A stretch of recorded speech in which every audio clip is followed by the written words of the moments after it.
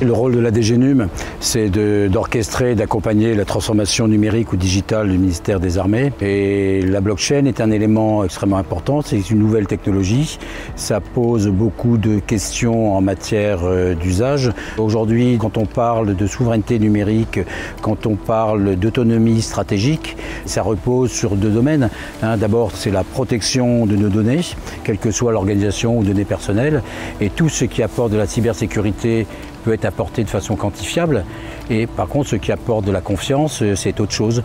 Et la confiance suppose une communauté de destin, suppose une communauté de projet, suppose une relation à l'intérieur de la communauté. Donc c'est pour ça que je trouve que la blockchain est un élément très important et qu'il est essentiel qu'un grand ministère comme le nôtre l'utilise.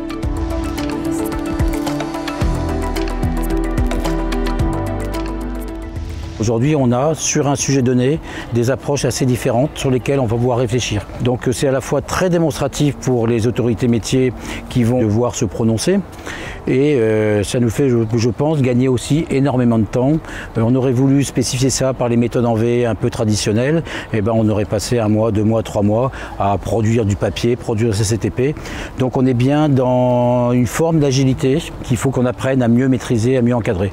L'autre chose, c'est qu'on voit bien que l'on soumet un problème assez complexe à des jeunes qui ne connaissent rien à notre environnement, et au bout du compte, on a 3 bons produits. Ça montre tout l'intérêt de ces brassages, ça montre tout l'intérêt de travailler avec des cultures variées.